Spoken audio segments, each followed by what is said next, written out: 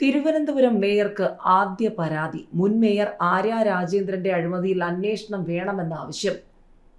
മുൻ മേയറെ പോലെ അഹങ്കാരവും ധാർഷ്ട്യവും ഉണ്ടാവില്ലെന്ന് ആശാനാഥ്.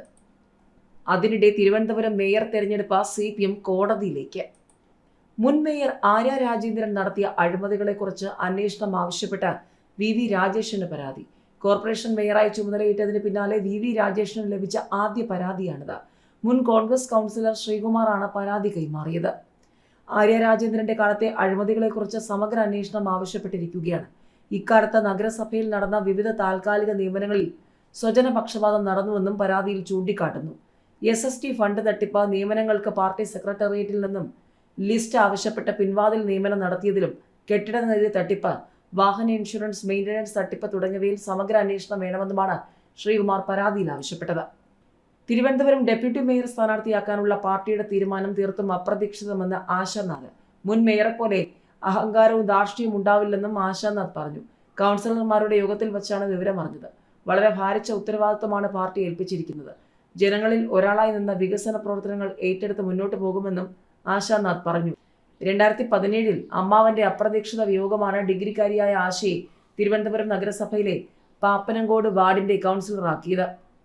എന്നാൽ 8 വർഷത്തിനിപ്പുറം അതേ നഗരസഭയിലെ ഉപാധ്യക്ഷ എന്ന ചരിത്ര നേട്ടത്തിനരികെയാണ് ആശാനാഥ്.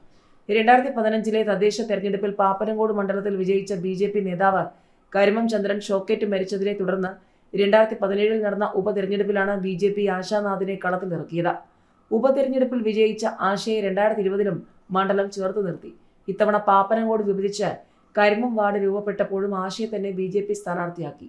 പാർട്ടിയുടെ വിശ്വാസം കാത്ത് 3ാം വട്ടവും കൗൺസിലിലേക്ക് എത്തിയതോടെ ഡെപ്യൂട്ടി മേയർ കസേരയും ആശയ്ക്ക് സ്വന്തം.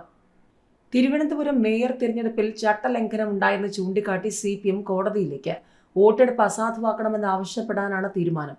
സത്യപ്രതിജ്ഞ ചെയ്ത 20 അംഗങ്ങൾ ചട്ടം ലംഘിച്ചുവെന്നാണ് CPMന്റെ പരാതി. BJPയുടെ ചട്ടലംഘനത്തിനെതിരെ CPM പ്രതിഷേധിച്ചിരുന്നു. നേരത്തെ ഇതിനെതിരെ പരാതി നൽകിയത് നിലവിലുണ്ട്. ബലിദാനിയുടെ പേരിൽ ഉൾപ്പെടെയുള്ള പ്രതിജ്ഞ അംഗീകരിക്കാൻ കഴിയില്ലെന്ന് CPM നേതാവ് SP ദീപക് പറഞ്ഞു. ചട്ടപ്രകാരം പ്രതിജ്ഞയെടുത്തവരുടെ വോട്ട് മാത്രം സാധുവായി കണക്കാക്കണം. BJP UDF അംഗങ്ങളായ 20 പേർ ചട്ടം ലംഘിച്ചെന്നും വോട്ടെടുപ്പ് നിയമവിരുദ്ധമാണെന്നും CPM ആരോപിച്ചു. ചട്ടം ലംഘിച്ചവരെ മാറ്റി നിർത്തി വോട്ടെടുപ്പ് നടത്തണമെന്നാണ് CPMന്റെ ആവശ്യം. അതിനിടെ തിരുവനന്തപുരം മേയറായി VV രാജേഷ് സത്യപ്രതിജ്ഞ ചെയ്തു. 51 വോട്ടുകൾ നേടിയാണ് VV രാജേഷ് മേയറായി വിജയിച്ചത്. 50 BJP അംഗങ്ങളുടെയും 1 സ്വതന്ത്രന്റെയും വോട്ടുകളാണ് ലഭിച്ചത്. UDFന്റെ KS ശബരിനാഥിന് 17 വോട്ടുകളാണ് ലഭിച്ചത്. LDFന്റെ മേയർ സ്ഥാനാർത്ഥി RP ശിവജിക്ക് 29 വോട്ടുകളാണ് ലഭിച്ചത്. തിരുവനന്തപുരം തിലകമണിഞ്ഞെന്ന കേന്ദ്ര സഹമന്ത്രി സുരേഷ് ഗോപി പ്രതികരിച്ചു. MR ഗോപനാണ് VV രാജേഷിന്റെ പേര് നിർദ്ദേശിച്ചത്. വിജയ് ഗിരികുമാർ പിന്താങ്ങി. കോൺഗ്രസിന്റെ 2 വോട്ട് അസാധുവാണ്. 97 സാധു വോട്ട്. ഒപ്പിട്ടതിലെ പിഴവ് മൂലമാണ് വോട്ട് അസാധുവായത്. KR ക്ലീറ്റസ്, ലതിക എന്നിവരുടെ വോട്ടാണ് അസാധുവായത്. ക്ലീറ്റസ് കൗൺസിലിലെ മുതിർന്ന അംഗമാണ്. അതേസമയം തിരുവനന്തപുരം മേയർ സ്ഥാനം അവസാന നിമിഷം കൈവിട്ടു പോയതിൽ മുൻ DGP R ശ്രീലേഖ കടുത്ത അതൃപ്തിയിലാണെന്നുള്ള ചർച്ചകളുമുണ്ട്. അണിനിരപ്പിക്കാൻ കേന്ദ്ര നേതാക്കൾ ശ്രമം നടത്തുന്നതായാണ് വിവരങ്ങൾ. ശ്രീലേഖയെ തെരഞ്ഞെടുപ്പിന്റെ ആദ്യഘട്ടം മുതൽ തന്നെ മേയർ സ്ഥാനത്തേക്ക് പരിഗണിക്കുമെന്ന് പ്രചരിച്ചിരുന്നു. എന്നാൽ അവസാന നിമിഷം VV രാജേഷിനെ മേയറാക്കാനുള്ള തീരുമാനം BJP എടുക്കുകയായിരുന്നു.